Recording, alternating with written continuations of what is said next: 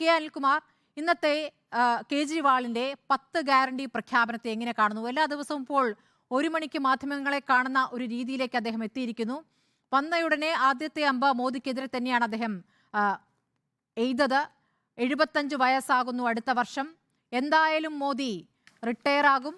അത് കഴിഞ്ഞാൽ ഈ ഗ്യാരണ്ടി ആര് നടപ്പാക്കുമെന്ന ചോദ്യമാണ് ഇന്ന് ഉന്നയിക്കുന്നത്. അനിൽകുമാർ, ഇവിടെ ഈ ചർച്ചയിൽ ഒരു കൊടും ക്രിമിനൽ എന്നൊരു വാക്ക് പറഞ്ഞു. യഥാർത്ഥത്തിൽ ഇന്ത്യ രാജ്യത്തെ ഏതാണ്ട് 18 കോടിയിലേറെ വരുന്ന മനുഷ്യരെ, പൗരന്മാരെ നുഴഞ്ഞു കയറ്റക്കാരെന്ന് വിളിച്ചൊരു കൊടും ക്രിമിനലിനെ നേരിടാനാണ് ഇന്ത്യ രാജ്യത്തിൻ്റെ സുപ്രീം കോടതി ജയിലിൻ്റെ വാതിലുകൾ തുറന്നിട്ടിരിക്കുന്നത്. ആ മതക്കാർ സന്താനോൽപാദന ഫാക്ടറി നടത്തുന്നവരാണ് എന്ന് ആക്ഷേപിച്ച ഒരു കൊടും ക്രിമിനലിനെ നേരിടാനാണ് കെജ്രിവാളിനെ ജയിലിൽ നിന്ന് പുറത്തേക്ക് വിട്ടിട്ട് തെരഞ്ഞെടുപ്പിൽ സംസാരിക്കാൻ സുപ്രീം കോടതി ആജ്ഞാപിച്ചിരിക്കുന്നത്. നിങ്ങൾ ജനസംഖ്യാ ജിഹാദ്, പ്രധാനമന്ത്രിയുടെ കൂടെ ഇരിക്കുന്ന കുറേ ജോലിക്കാർ ഏതോ ഒരു ഗവേഷക സംഘം ഉണ്ടാക്കിയെന്ന് പറയുന്ന ഒരു ജനസംഖ്യാ ജിഹാദ് എന്ന് പറയുന്ന കള്ളക്കണക്ക് വെച്ച് ഇന്ത്യ രാജ്യത്തെ വിഭജിക്കുന്ന കൊടും ക്രിമിനലായ ഒരു പ്രധാനമന്ത്രിയെ നേരിടാൻ ഇന്ത്യ രാജ്യത്തിൻ്റെ സുപ്രീം കോടതി തിലകം ചാർത്തി വാളും കൊടുത്ത് വിട്ടിരിക്കുന്ന ഒരാളാണ് കെജ്രിവാൾ എന്ന കാര്യം. ആ കെജ്രിവാളിൻ്റെ വാളെന്ന് പറയുന്നത് ആ കൊടും ക്രിമിനലിനെ നേരിടാനുള്ള വാളാണ്. രാജ്യം വിഭജിക്കുന്ന പ്രധാനമന്ത്രിയെ നേരിടാൻ വേണ്ടിയാണ് ഇറക്കി വിട്ടിരിക്കുന്നത്. അതുകൊണ്ട് നീതിയുടെ ദേവതയാണ് കെജ്രിവാളിൻ്റെ നാക്കിലൂടെ സംസാരിച്ചു കൊണ്ടിരിക്കുന്നതെന്ന് മനസ്സിലാക്കണം. നിങ്ങളൊരു വർത്തമാനമൊക്കെ പറയുമ്പോൾ അല്പം കൂടെ മര്യാദ പാലിക്കുന്ന നല്ലതാണ്. ഒരു മുഖ്യമന്ത്രിയാണ്, അദ്ദേഹത്തെ ഒരു കോടതി ശിക്ഷിച്ചിട്ടില്ല. ആ കോടതി വിധി പറയുന്നൊരു കാര്യം, അദ്ദേഹം മുമ്പൊരു കുറ്റവാളിയല്ല. ഇപ്പോഴും അദ്ദേഹത്തിൻ്റെ കുറ്റം എന്താണെന്ന് കോടതി പറഞ്ഞിട്ടില്ല. PMLA കേസ് ആയതുകൊണ്ട് ഒരു സംശയത്തിൻ്റെ ഒരു ആരോപണം ഉണ്ടെങ്കിൽ ജയിലിൽ കിടക്കണം എന്നുള്ള പ്രത്യേക വകുപ്പ് വെച്ചിട്ടാണ് ഇവരെല്ലാം ജയിലിലിടുന്നത്. നിങ്ങളോട് പറഞ്ഞ സഞ്ജയ് സിംഗ് തന്നെ ജയിലിൽ നിന്ന് പുറത്തിറങ്ങിയത്. EDയെക്കുറിച്ച് എന്താ സുപ്രീം കോടതി പറഞ്ഞതെന്നറിയാമോ? സഞ്ജയ് സിംഗിന് ജാമ്യം കൊടുത്തപ്പോൾ ഇയാളെ എന്തിനാ ജയിലിൽ വെച്ച് ഇത്രയും കാലം? ED പറഞ്ഞതാണ്.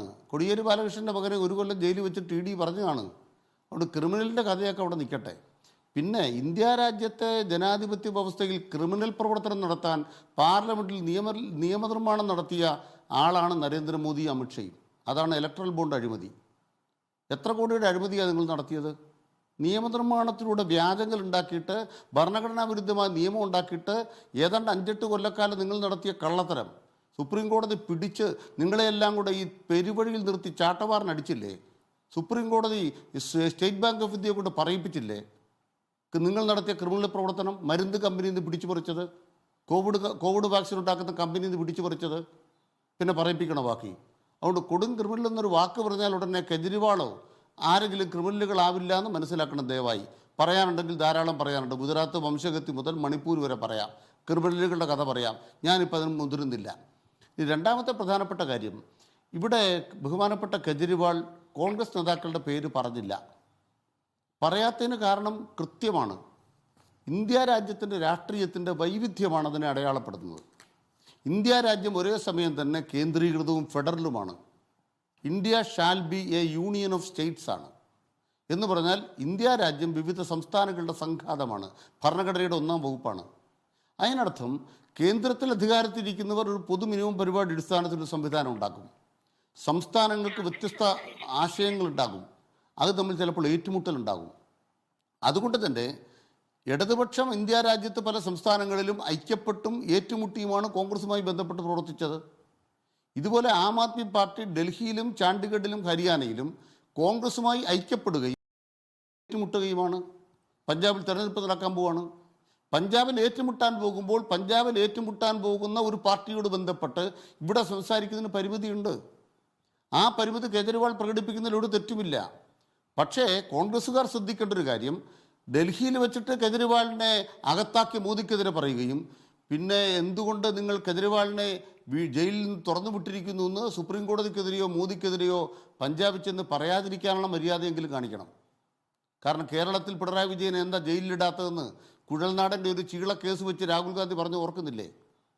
ഇത് മാസപ്പടി എന്ന് പറഞ്ഞ ആരോപണം വെച്ചിട്ട് കുഴൽനാടൻ്റെ കേസ് വിശ്വസിച്ച് രാഹുൽ ഗാന്ധി പറയുകയാണ് പിണറായി വിജയൻ എന്താ അകത്താക്കാത്തത്. ഇപ്പം എന്താ ഈ രാഹുൽ ഗാന്ധിയുടെ അവസ്ഥ? അതുകൊണ്ട് കോൺഗ്രസ്സുകാർ ശ്രദ്ധിക്കേണ്ട കാര്യം, നിങ്ങൾ പിണറായി വിജയനെതിരെ അപമാനിക്കാൻ പറഞ്ഞ പോലെ കേജ്രിവാളിനെതിരെ പഞ്ചാബിൽ പറയാതിരുന്നാൽ മതി. പഞ്ചാബിൽ കോൺഗ്രസും കേജ്രിവാളിൻ്റെ പാർട്ടി ഏറ്റുമുട്ടട്ടെ.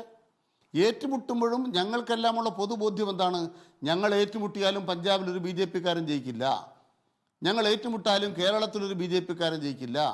ഞങ്ങൾ ഇന്ത്യ രാജ്യത്തെ BJP-യെ തോൽപ്പിക്കേണ്ടത് ഒരുമിക്കരുത് ഞങ്ങൾ ഒരുമിക്കും.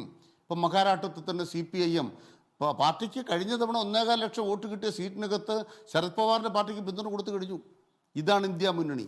2 പ്രധാനപ്പെട്ട ഒരു കാര്യമാണ് ആം ആദ്മി പാർട്ടി മുന്നോട്ട് വെച്ചത്, ഗ്യാരണ്ടികൾ.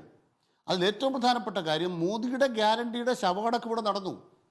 അത് കെജ്രിവാളല്ല നടത്തിയത്, നരേന്ദ്രമോദിയാണ് നടത്തിയത്. നിങ്ങൾ പറഞ്ഞ കർഷകൻ്റെ 50%, നിങ്ങൾ പറഞ്ഞ 15 ലക്ഷം അക്കൗണ്ടിൽ വന്നത്, പ്രതിവർഷം 2 കോടി പേർക്ക് ചെറുപ്പക്കാർക്ക് പണി, നരേന്ദ്രമോദി ഏതെങ്കിലും ഗ്യാരണ്ടി നടപ്പാക്കിയോ? നരേന്ദ്രമോദി മുഴുവൻ ഗ്യാരണ്ടിയും നടപ്പാക്കിയത് അദാനിക്കും അംബാനിക്കും വേണ്ടിയാണ്. എന്നിട്ടിപ്പോൾ അവസാനം പറയുകയാണ് ഈ അദാനിയും അംബാനിയും കൂടെ കള്ളപ്പണം കോൺഗ്രസിന് കൊടുത്തുകൊണ്ടിരിക്കുകയാണ്. ഇതാണ് നരേന്ദ്രമോദിയുടെ ഗ്യാരണ്ടി. ഈ അംബാനി അദാനി കെട്ടി വിമാനത്തിൽ കൊണ്ടുപോയി വിദേശത്ത് കമ്പനി ഉണ്ടാക്കി കൊടുത്ത ആളുടെ പേരാണ് മോദി. ഇതാണ് ഇന്ത്യൻ തെരഞ്ഞെടുപ്പ് രാഷ്ട്രീയം കണ്ടുകൊണ്ടിരിക്കുന്നത്. അതുകൊണ്ട് മോദിയുടെ ഗ്യാരണ്ടികളുടെ ശവടക്കം നടത്തിയിട്ട് മോദിയുടെ മുഴുവൻ ഗ്യാരണ്ടിയും ഇന്ത്യയിലെ കോർപ്പറേറ്റ് മുതലാളിമാർക്ക് സംഭാവന ചെയ്തു, ഇന്ത്യയെ സംഭാവന ചെയ്തു. അതിനെതിരായിട്ട് ജനങ്ങളുടെ ഒരു മാനിഫെസ്റ്റോ അത് ഇടതുപക്ഷം അവതരിപ്പിച്ചിട്ടുണ്ട്, കോൺഗ്രസ് അവതരിപ്പിച്ചിട്ടുണ്ട്, ആം ആദ്മി പാർട്ടി അവതരിപ്പിച്ചിട്ടുണ്ട്. അതിൽ സാധ്യമായത് ഒരു പൊതു മിനിമം പരിപാടി 2004 മാതൃകയിൽ ഇന്ത്യയിൽ ഉണ്ടാകും. അക്കാര്യത്തിൽ ഞങ്ങൾ ഒരുമിച്ചാണ്. അത് 2004 മാതൃകയാണ്. അതുകൊണ്ട് ഇവിടെ സ്മൃതി ചൂണ്ടിക്കാണിച്ചതുപോലെ ഇന്ത്യ മുന്നണിയിലെ എല്ലാ പാർട്ടികളും ഇപ്പോൾ സംസാരിക്കുന്നില്ല എന്നുള്ളൊരു കുറ്റമേ അല്ല. അതിന് കാരണം പോരാട്ടത്തിൻ്റെ 4ാം ഘട്ടത്തിലേക്ക് കടന്നിട്ടുള്ളൂ. പരസ്പരം ഇനിയും ഏറ്റുമുട്ടലുണ്ട്. അത് ഇന്ത്യയുടെ വൈവിധ്യം കൊണ്ടാണ്, അല്ലാണ്ട് രാഷ്ട്രീയ പാർട്ടികളുടെ അവസരവാദം കൊണ്ടല്ല എന്നുള്ളതാണ് പ്രധാനം.